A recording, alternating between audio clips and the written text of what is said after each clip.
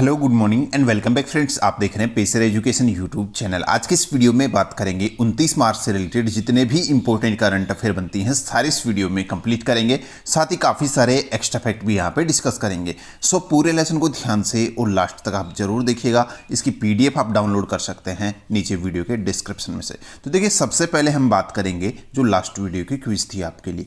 Question था कि किस दिन को वैश्विक स्तर पर अंतर्राष्ट्रीय वन दिवस के रूप में मनाया जाता है। तो आपका सही आंसर था यहाँ पर 21 मार्च जो है, इसको यहाँ पर हर साल अंतर्राष्ट्रीय वन दिवस के रूप में मनाया जाता है। चलिए अब बात करते हैं यहाँ पर आज की करंट अफेयर की। तो देखिए, पहला क्वेश्चन है, हाल ही में चर्चा में रही 22 डिग्री सर्कुलर हेलो क्या है।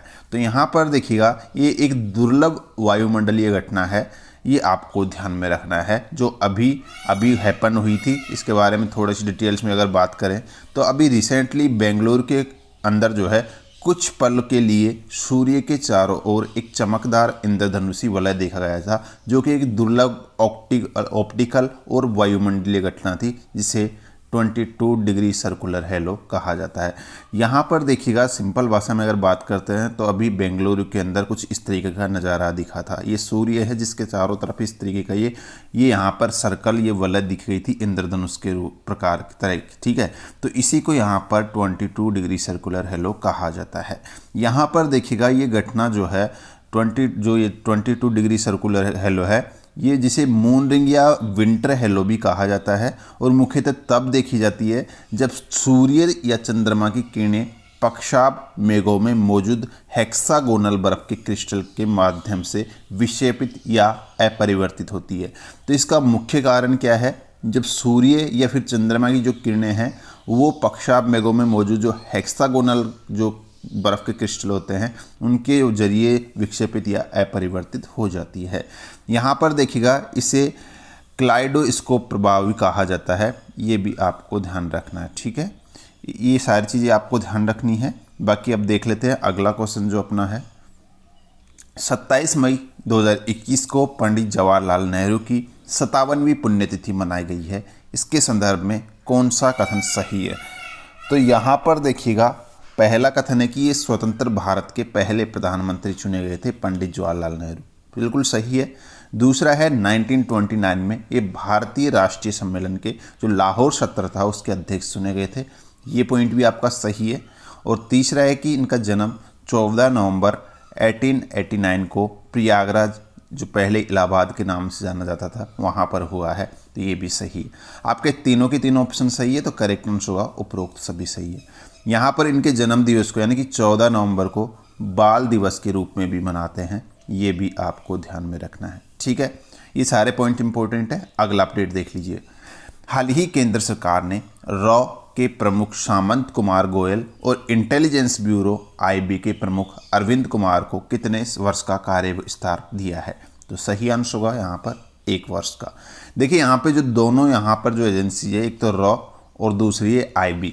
रॉ और IB दोनों के जो मतलब कि प्रमुख है, इनके कार्यकाल को 1 साल के लिए बढ़ा दिया गया है, ये आपको ध्यान में रखना है ना। ये जरूर ध्यान रखिएगा, जो रॉ के प्रमुख है वर्तमान में वो कौन है, सामंत कुमार गोयल है, और IB के प्रमुख कौन है, अरविंद कुमार है। ये पॉइंट आपको जरूर ध्यान रखना है, ठीक है। चलिए, 1 साल तक यही रहेंगे। अगर क्वेश्चन पूछा जाता है एग्जाम में कि रॉ के प्रमुख कौन है और IB के प्रमुख कौन है, तो नाम ध्यान रखिएगा, ठीक है।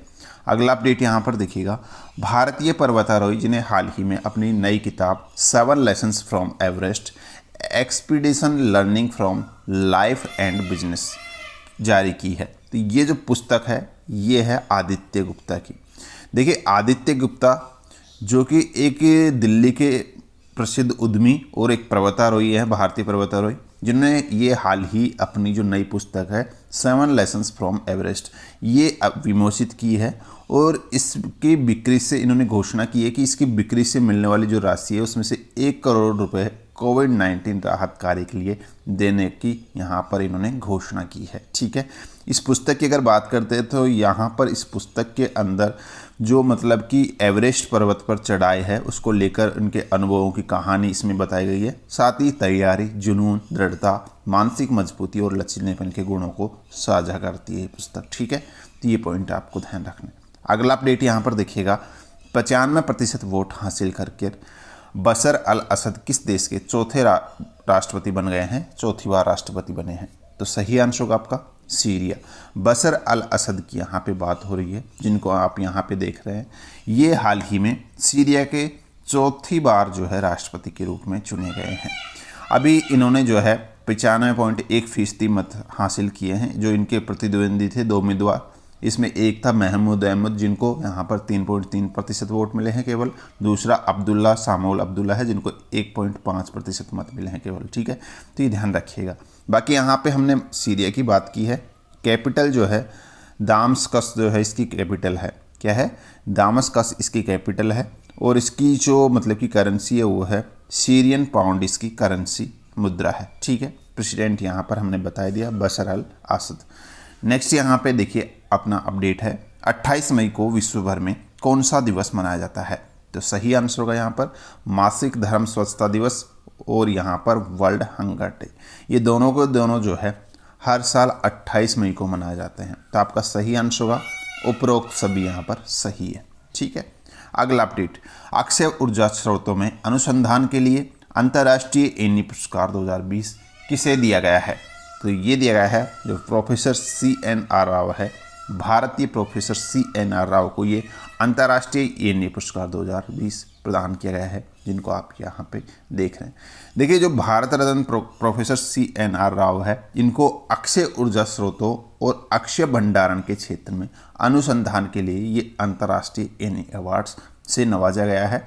और इस अवार्ड को ऊर्जा अनुसंधान के क्षेत्र में नोबेल पुरस्कार माना जाता है। ठीक है, चलिए अगला अपडेट यहाँ पर देखिएगा, उत्तराखंड उच्च न्यायालय ने किस अनुच्छेद का हवाला देते हुए वन गुज्जरों को ग्रीष्मकालीन घरों में प्रवास करने के अधिकार को बरकरार रखा है? तो सही आंसर होगा अनुच्छेद 21।